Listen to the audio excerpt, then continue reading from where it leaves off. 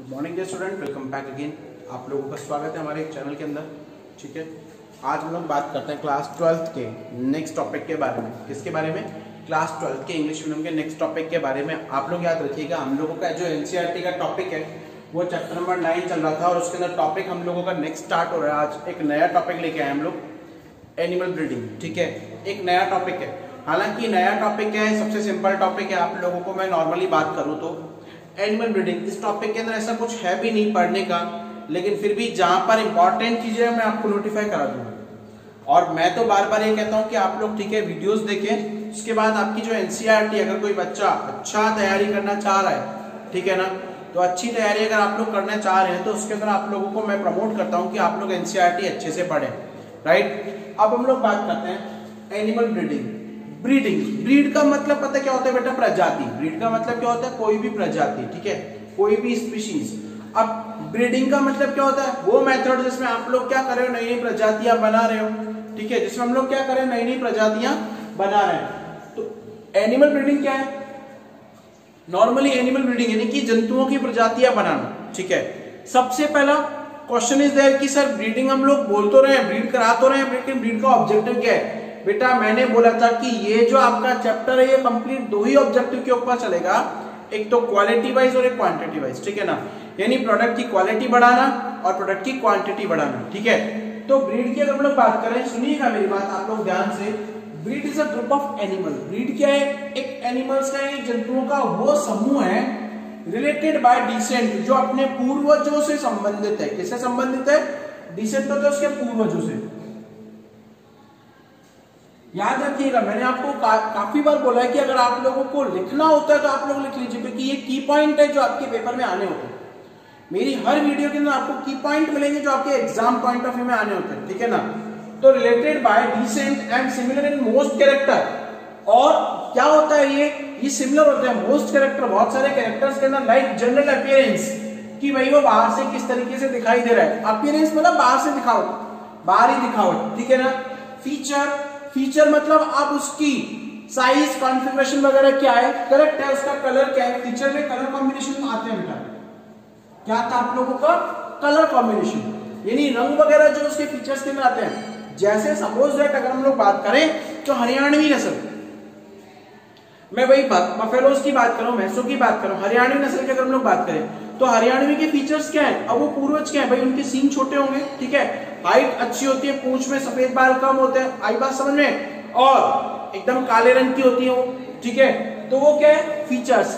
अगर हम लोग बात करें बफेलोज में जाफराबादी की, तो उनके सींग जो बहुत नीचे होते हैं, और वो एक जंगली नस्ल है, उनके कान बहुत लंबे होते हैं। ठीक है ना, तो ये क्या है? फीचर्स। साइज का मतलब नॉर्मली उसकी हाइट वगैरह से होता है बेटा, क्लियर है। कॉन्फ़िगरेशन, कॉन्फ़िगरेशन में भी बेटा कलर कॉम्बिनेशन ही आते हैं, यानी उसकी अडर क्वालिटी कैसी है, ठीक है, कितना वो मिल्क प्रोड्यूस कर रही है, एक्सेट्रा, आर से टू बी ब्रीड। ठीक है ना, इसे आप लोग क्या बोलते हो? एक ब्रीड। यानी ओवरऑल अगर हम लोग बात करें हिंदी के अंदर तो बेटा ब्रीड का मतलब, एक जाति का मतलब वही होता है जो, मतलब वो जीव जो आपस में एक दूसरे से संबंधित, यानी कि जिनके पास एक जैसे कैरेक्टर्स होते हैं, वो क्या कहलाते हैं बेटा? ब्रीड। ब्रीड होता है एक प्रजाति।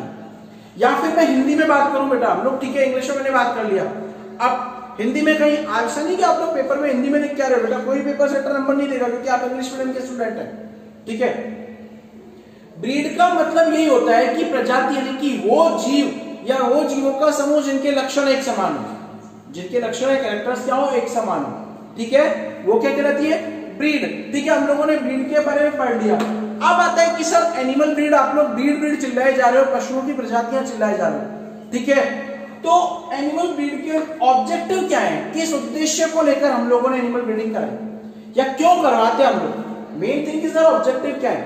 तो ऑब्जेक्टिव का मतलब है बेटा पहला, इंप्रूव ग्रोथ रेट। सबसे पहली बात कि उनकी ग्रोथ रेट को बढ़ाना।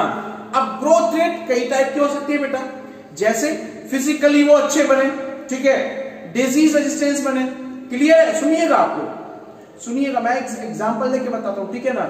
अच्छा, प्रोडक्ट वाइज उनकी ग्रोथ रेट अच्छी हो, ठीक है भाई, प्रोडक्ट जो है वो अच्छा दे रहा है। जैसे सपोज दैट कि मैं किसी बफेलो की बात करूं, नॉर्मली कोई बफेलो जो है वो 8 से 10 महीने दूध, 7 से 8 महीने दूध देती है, ठीक है, लेकिन अब क्या है, वो 10-11 महीने पर आप लोग लेके आओ, ठीक है ना। कोई 8 किलो का ब्रीड है, 8 किलो दूध देने वाला ब्रीड है, उसको आप लोग 12-13 किलो दूध के ऊपर लेके आओ, तो वो क्या है, improve growth rate. Growth rate मतलब वृद्धि दर के अंदर बढ़ोतरी करना, ठीक है। इंक्रीज प्रोडक्शन ऑफ मिल्क, कोई ग्रोथ रेट से ही संबंधित है बेटा, ठीक है। ग्रोथ रेट की अगर हम लोग बात करें नॉर्मली, जैसे किसी काफ की बात करें, ठीक है, आर्किड कोई भी काफ है, अब वो काफ क्या है कि भाई फीमेल काफ है, चाहे गाय का है चाहे भैंस का है, ठीक है ना।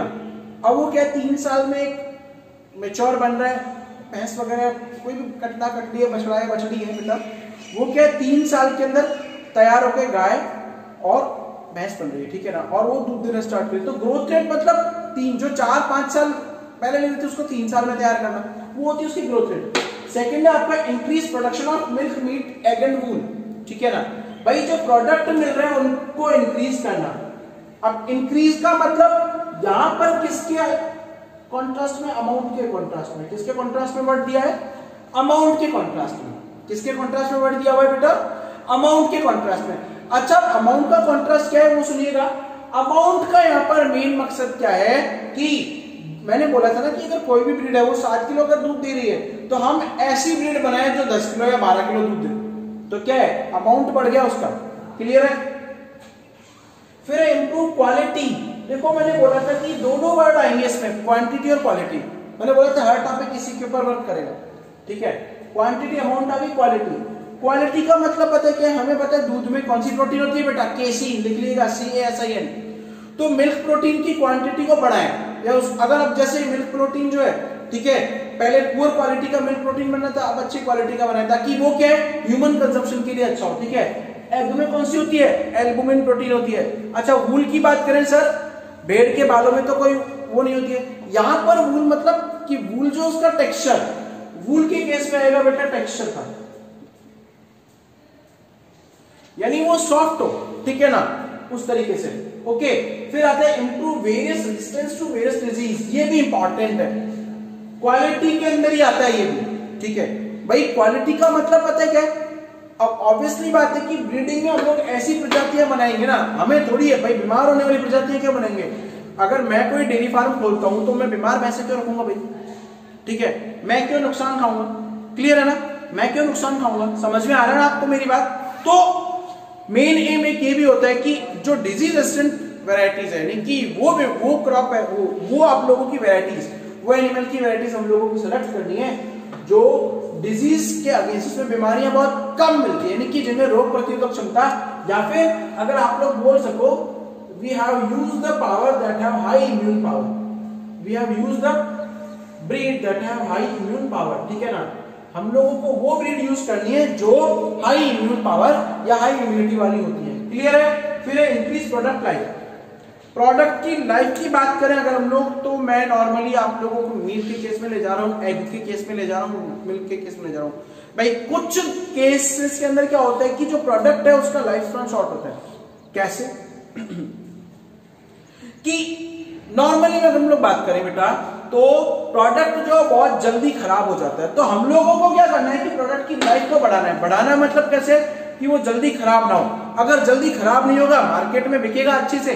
अब ठीक है, कभी कोई ट्रांसपोर्ट नहीं मिल पाया, प्रोडक्ट नहीं पहुंचा, तो अगर प्रोडक्ट खराब होता है तो नुकसान किसका जाएगा, ओनर का जाएगा। आई बात समझ में। तो हम लोगों को क्या करना है, प्रोडक्ट का लाइफ स्पैन बढ़ाना है। क्लियर है। फिर आता है type of breeding. Main topic आपका यहां से स्टार्ट होता है। अभी तक तो आप लोगों ने ऑब्जेक्टिव पढ़ा और ब्रीड पढ़ा क्या होता है। क्लियर है। जनरली एनिमल ब्रीडिंग की बात करें तो ये 2 टाइप की होती है। पहली है इन ब्रीडिंग, दूसरी है आउट ब्रीडिंग। ठीक है। इन ब्रीडिंग का मतलब पता है क्या है बेटा, एक ही जाति के जीवों के मध्य कराना, जिनके पूर्वज भी सेम हो, जिनके एंसेस्टर्स जो है वो क्या हो, सेम हो। ठीक है, जिनके एंसेस्टर्स क्या हो, सेम हो। ओके ओके, तो आप लोग क्या लिख सकते हो, इनब्रीडिंग जो है टाइप ऑफ एनिमल ब्रीडिंग या the breeding that is occur in between the animals, breeding that is occur in between the animals that of same species that have same ancestors. ठीक है ना, जिनके एक ही पूर्वज होंगे और उन्हीं पूर्वजों के अंदर या उन्हीं एक ही जाति के जीवों के बीच में कराना। Clear clear. जैसे देखिएगा, when breeding is occur in between the animal,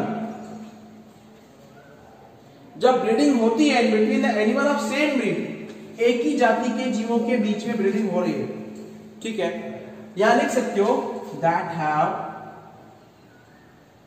same ancestors, यानी जिनके एंसेस्टर्स क्या हो, सेम हो, अप टू 4 to 6 जनरेशन। ये याद रखिएगा, ये वर्ड याद रखिएगा, अप टू 4 to 6 जनरेशन, भाई 4 से 6 पीढ़ियों तक। क्यों?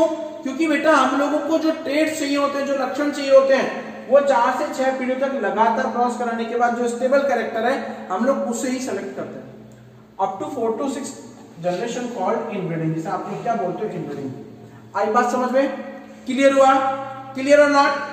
कि जब ब्रीडिंग जो है वो हो रही है इन बिटवीन द एनिमल, अब उन एनिमल्स के अंदर हो रही है, सेम ब्रीड के एनिमल में हो रही है जिनके एंसेस्टर भी सेम है, और आप कितनी जनरेशन ले रहे हो भाई, आप ब्रीडिंग करा के ऐसे थोड़ी कि भाई मीटिंग करा दिया और मीटिंग कराने के बाद आप लोगों ने नई जनरेशन का सिलेक्ट कर दिया, नहीं, हम लोग 4 से 6 पीढ़ियों तक लगातार उसे देखेंगे कि उसके अंदर कौन कौन से कैरेक्टर आए और जो स्टेबल कैरेक्टर उसको सिलेक्ट करते हैं।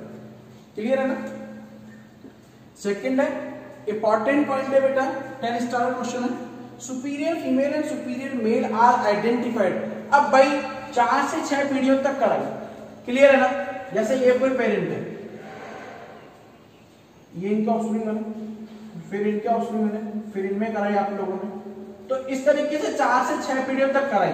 तो इसमें से क्या है आप लोग, सुपीरियर, सुपीरियर होता है बेटा जो अच्छी क्वालिटी का हो, जो क्या हो, अच्छी क्वालिटी का हो। Superior female and superior male are identified. अब जो 4 से 6 पीढ़ियां हैं, मैंने अभी बताया था ना, उनके अंदर आप लोग क्या करोगे, पहले मेल और फीमेल को आइडेंटिफाई करोगे जो अच्छे कैरेक्टर लेके आ रहे हैं, एंड मेटेड। अब आइडेंटिफाई का नॉर्मल मीनिंग किस क्राइटेरिया में दे रहा है, ये सिलेक्शन में दे रहा है, किस में दे रहा है, सिलेक्शन में। भाई हम लोग चुनाव करेंगे, क्या चुनाव करेंगे, अब सर यहाँ कोई वोट थोड़ी हो रहा है, आप लोग सरपंच या फिर आप लोग कोई पार्षद वगैरह या फिर आप लोग कोई मुख्यमंत्री थोड़ी चुन रहे हो। चुनाव करना मतलब वो ब्रीड, अब ठीक है हमने क्रॉस कराया, अब क्रॉस में से जो उनका ऑफस्प्रिंग है हम उनको चुनेंगे जिनके अंदर अच्छे कैरेक्टर्स हो, ठीक है, या हम लोगों को जो कैरेक्टर चाहिए वो हो। तो ये क्या करें, आइडेंटिफाई एंड मेटेड। अब भाई इनके जो बने, अब सपोज दैट कि हमने एक आइडेंटिफाई ये कर दिया और एक आइडेंटिफाई ये कर दिया, अब इन दोनों को मेटिंग करा, समझ में आया? मेटिंग मतलब उनको मिलाना, क्रॉस कराना, ओके। देन अब क्या कह रहा है, superior female in case of cattle. सुनिएगा, ये मैंने सुपीरियर फीमेल बोला, अब इन वर्ड को एक्सप्लेन भी किया है अगले पॉइंट के अंदर, हालांकि आपकी बुक में भी ऐसा दिया हुआ है। Superior female in case of cattle, अगर कैटल के केस की बात करें, भाई मवेशियों के केस की बात करें, तो सुपीरियर फीमेल क्या है, नॉर्मली मैंने काऊ का एग्जांपल देखा है, काऊ और buffalo that produce more milk, जो ज्यादा दूध देती है पर लैक्टेशन। लैक्टेशन का मतलब होता है बेटा उसका जो टाइम पीरियड, जितने समय वो दूध दे रही है, क्लियर है? जैसे नॉर्मली गांव की भाषा में उसको ब्यात बोलते हैं, क्लियर है? वाइल सुपीरियर मेल, जबकि सुपीरियर मेल क्या है, अब भाई मेल तो दूध नहीं देते, आर द बुल, वो bull that produce more strong calf. अब स्ट्रॉन्ग का मतलब यहां पर किससे है भाई, यहां पर देखो प्रोडक्ट का काम आ गया, और यहां पर अब ये क्या है, ये तो क्वांटिटी का आ गया ना। मैंने बोला 2 ही वर्ड आएंगे, देखना हर एक में वही वर्ड रिपीट होता है, क्वांटिटी और स्ट्रॉन्ग काफ मतलब डिजीज एस्टेंट।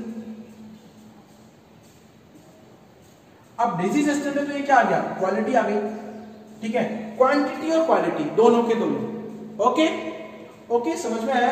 अब inbreeding as a role to increase the homozygosity.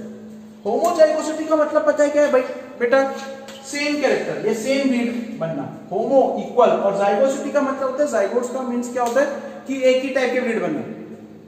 कैसे भाई, अब हमें पता है कि हमने कैरेक्टर तो एक ही स्पीशीज के लिए, तो एक ही स्पीशीज के कैरेक्टर आएंगे, ठीक है ना। तो इनब्रीडिंग क्या करता है, होमोजाइगोसिटी, एक ही टाइप के कैरेक्टर को बार बार जनरेट करता है, ठीक है। अब वो कैरेक्टर जनरेट होंगे तो सेम टाइप के कैरेक्टर आएंगे, और एक समय ऐसा आएगा कि वो कैरेक्टर हाइड होने लग जाता है, ठीक है। तो वो क्या कहता है आप लोगों का, अब देखिएगा तो इसको आप लोग बोलते हो होमोजाइगोसिटी। बट ये बेटा इसका एक ड्रॉबैक है, वो सुनिएगा, इंपॉर्टेंट है, कई बार क्वेश्चन यही लेके आते हैं, इनब्रीडिंग डिप्रेशन क्या है, बट कंटिन्यू इनब्रीडिंग। लेकिन जब हम ठीक है होमोजाइगोसिटी यानी कि प्योर स्पीशीज बना रहे हो, प्योर लाइन्स आप लोग बना रहे हो, लेकिन क्या है कि बट कंटिन्यू इनब्रीडिंग, अगर हम लोग कंटिन्यू इनब्रीडिंग करते हैं ना बेटा, तो continue inbreeding cause the exposing, exposing होता है बेटा उजागर करना और लेके आना अनडिजायरेबल कैरेक्टर्स। कौन से character? Undesirable character that reduce, जो कि क्या कर रहे हैं? फर्टिलिटी। फर्टिलिटी होता है बेटा रिप्रोडक्शन एबिलिटी। क्या होती है? Reproducing ability. ठीक है, फर्टिलिटी होती है reproducing ability and even productivity. अब भाई रिप्रोडक्शन नहीं करेगा तो कैसे मिलेगा हम लोगों को? ठीक है, तो प्रोडक्टिविटी को। And it is called inbreeding depression. Depression का मतलब होता है डिप्रेस हो जाना, यानी कि कोई भी चीज कम हो जाना। क्लियर है? कोई भी चीज क्या हो जाना? कम हो जाना। तो उस केस में क्या होगा नॉर्मली कि इनब्रीडिंग डिप्रेशन में अगर आप लोग बार बार करते हो, ठीक है, होमोजाइगोस में प्योर लाइन बनती है हम लोगों के पास, हाइब्रिड स्पीशीज नहीं बनती है।